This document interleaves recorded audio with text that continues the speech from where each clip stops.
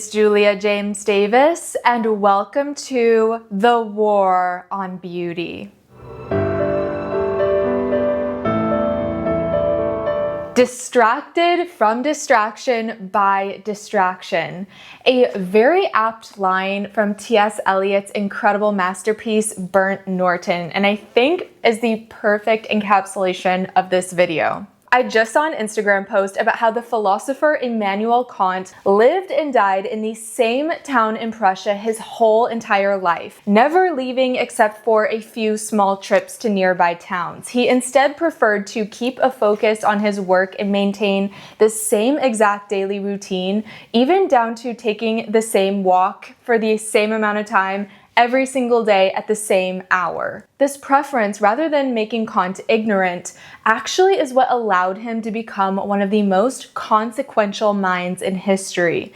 And it's not just Kant who did this, but Vermeer, who never left Delft, or Emily Dickinson, who rarely left her actual house, and Søren Kierkegaard, who never left Copenhagen except for a few short trips, amongst many other important people who didn't physically cover a lot of ground, but covered a lot of ground intellectually and are giants in history. And of course, the means of travel back then were different and more difficult, but I think that the point is that genius and the deep thought that leads to invention requires sitting in zero stimulation to be birthed. There is now an epidemic of constant travel.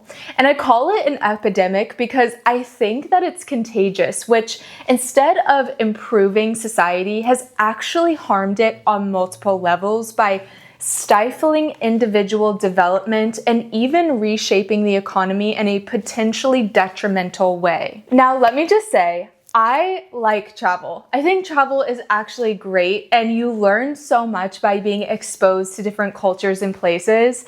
But what I'm specifically talking about here is the new phenomenon of non-stop travel adopted by people, specifically Gen Zers, who at this point travel so much that being home and working is a vacation from travel. According to an article on CNBC, more than half of American Gen Z adults are frequent travelers, having taken 3 or more leisure trips in the past year, according to a research company that they were citing. The article goes on to say that most of Gen Z who are frequent travelers, 61%, came from households earning less than $50,000 a year. It's really interesting because Gen Z decreased spending in areas like fashion, food, and technology while increasing travel spending by 60%. According to McKinsey, Gen Z is the most travel-hungry generation, with 76% of them wanting to travel compared to 55% of baby boomers. Gen Z takes, again, at least 3 leisure trips a year, between 3 to 5.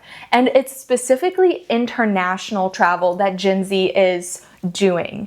Gen Z now, for example, takes nearly as many international trips as domestic trips, and that is twice the amount of international trips as boomers. And this might be because the younger generations are actually more likely to go into debt to be able to travel than older ones. According to a survey cited in Forbes, 34% of millennials and 31% of Gen Z travelers were planning on taking on debt for travel, compared to 29% of Gen X and 22% of baby boomers. And now, as a Gen Z, these stats are really interesting because I actually don't need studies and surveys to know that this is going on, because I see it all the time firsthand, which is why I wanted to make this video. Now, also from my own observations, I think that Gen Z, which was born between 1997 and 2012 and are now between the ages of 15 and 29, they spent a good chunk of their youth involuntarily immobilized due to the lockdown. This also led to a lot of jobs going remote and therefore creating more flexibility. But another aspect related to this is the inability of Gen Z to become stably employed in general. Since the pandemic, there has been a steep rise in the use of AI, leading to automation of jobs in every area.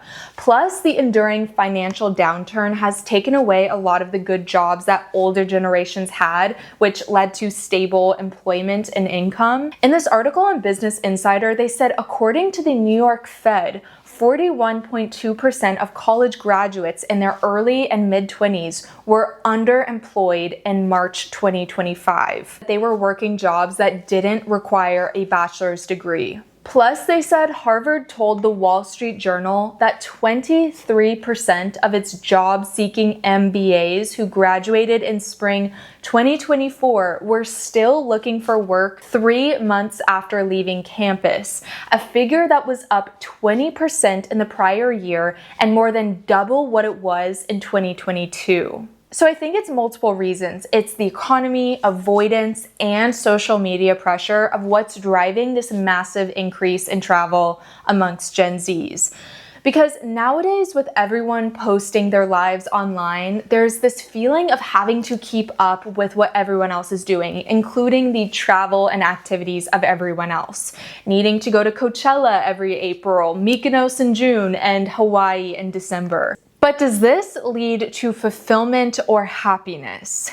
No. Studies have shown that the anticipation of a journey can lead to higher levels of happiness than the journey itself. So it's the buying the outfits, planning the dinners, and booking the hotels that's the fun of it. All of this has impacted society, though, in a very interesting way. According to UN Tourism, international tourism is up 5% in 2025, with 690 million tourists traveling internationally between January and June 2025. This rising mobility and global interconnectedness have played a factor in this new kind of economy that's being built in the West, which is instead of a manufacturing economy, which is what America always has been, we're now a service economy, and Europe is now a full-blown tourism economy. So people are no longer in one place, staying where they were born, building things, working at their local companies or factories.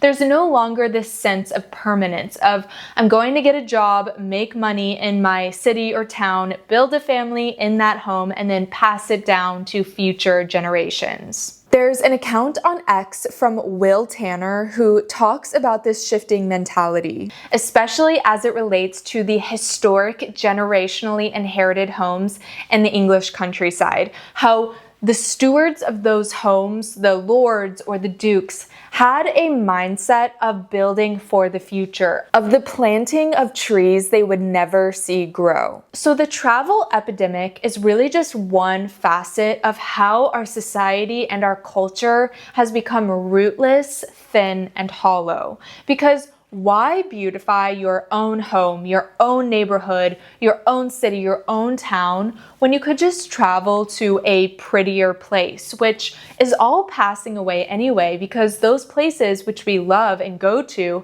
have themselves become severed from the very things which made them beautiful in the first place. If this continues the way it's going, everything is going to continue to be made to be temporary as prefabricated boxes, but instead of being built by humans, they'll now just be built by robots. But this nomadic tendency is only representative of only part of Gen Z. The other part is equally disaffected, but in the opposite way, where they have no interaction with the outside world at all. Both are a manifestation of a big problem, which is hopelessness. My mom always says this quote, which I think is so perfect. It was told to her actually by someone who was previously homeless, which is, when a person stops dreaming, they lose hope. And once a person loses hope, they die. This is so important because this affects everything, including the ability to travel healthily and enjoyably. Because the beautiful places that we love and visit were built by people who actually stayed where they were, who grounded down, and in their hope and their hard work and commitment to the land that they were on, birthed rich and vibrant cultures from Paris to Rome to New York City. So this is something I've been noticing increase over the past few years. And if you're a Gen Z, I would love to know if you also notice this happening amongst your friends and your peers. So I thank you so much for watching. I hope that you'll please like, comment, and subscribe so that you don't miss out on any future War on Beauty videos. And I will see you in the next one.